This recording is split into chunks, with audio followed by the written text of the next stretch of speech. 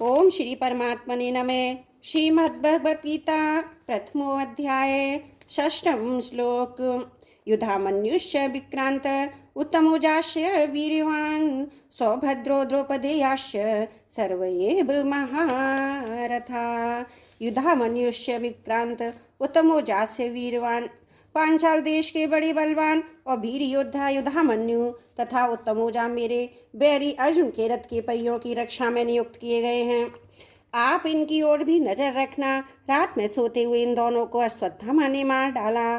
सौभद्र है, यह कृष्ण की बहन सुभद्रा का पुत्र। अभिमन्यु है, यह बहुत शूरवीर है। इसमें गर्भ में ही चक्रव्यूह भेदन की विद्या सीखी है। अतः चक्रव्यूह रचना के समय आप इसका ख्याल रखें।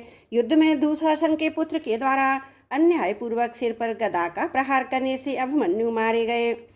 द्रौपदेयाश्य युधिष्ठिर, भीम, अर्जुन, नकुल और सहदेव, इन पांचों के द्वारा द्रौपदी के गर्भ से क्रमशः प्रतिविंध्य, सुतसोम, श्रुतकर्मा, शतानीक और श्रुतसेन पैदा हुए।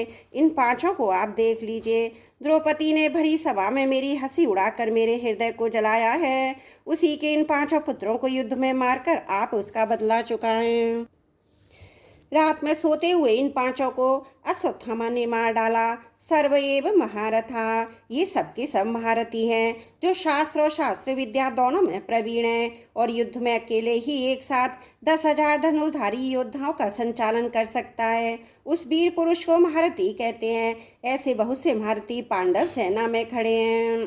त्रुटियों के लिए क्षमा चाहती हूँ। वसुदेव सुतम देवम कंस चारुणमर्दनम देवकी परमानंदम कृष्णं वंदे जगद्गुरुं कृष्णं वंदे जगद्गुरुं।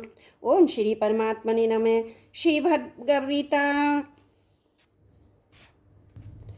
प्रथमो अध्याय सप्तम श्लोक। अस्माकं तु विशिष्टाये तान्निबोधे दिव्योत्ततं नायकामं सैन्यस्य संख्यार्थं तान्ववीमिते। अस्माकं तु विशिष्टाये तान्निबोधे द्विजोत्तमं। दुर्योधन द्रोणाचार्य से कहता है कि हे दुश्रेष्ठ, जैसे पांडवों की सेना में श्रेष्ठ महारथी है, ऐसे ही हमारी सेना में भी उनसे कम विशेषता वाले महारथी नहीं है। प्रत्युत उनकी सेना के महारथियों की अपेक्षा ज़्यादा ही विशेषता रखने वाले हैं। उनको भी आप समझ लीजिए।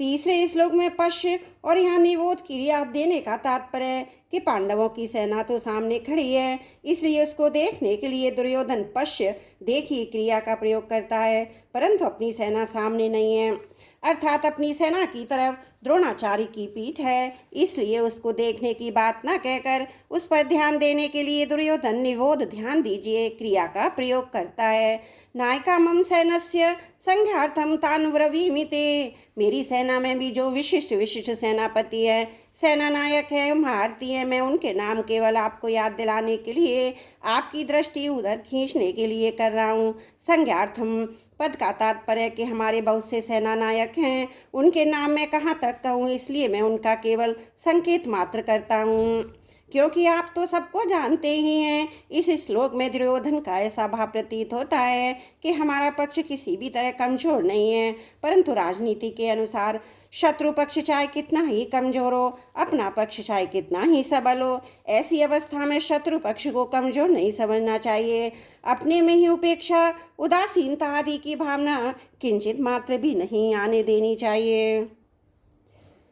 इसलिए सावधानी के लिए मैंने उनकी सेना की बात कही। अब उनकी सेना की बात कहता हूँ। दूसरा भाव यह है कि पांडवों की सेना को देखकर दुर्योधन पर बड़ा प्रभाव पड़ा और उसके मन में कुछ भय भी हुआ, कारण की संख्या में कम होते हुए भी पांडव सेना के पक्ष में बहुत से धर्मात्मा पुरुष थे और स्वयं भगवान थे। जिस पक्ष में धर्म भगवान रहते हैं उसका सब पर बड़ा प्रभाव पड़ता है। पापी से पापी, दुष्ट से दुष्ट व्यक्ति पर भी उसका प्रभाव पड़ता है। इतना ही नहीं, पशु पक्षी वृक्ष लता आदि पर भी इसका प्रभाव पड़ता है, कारण कि धर्म और भगवान नित्य हैं।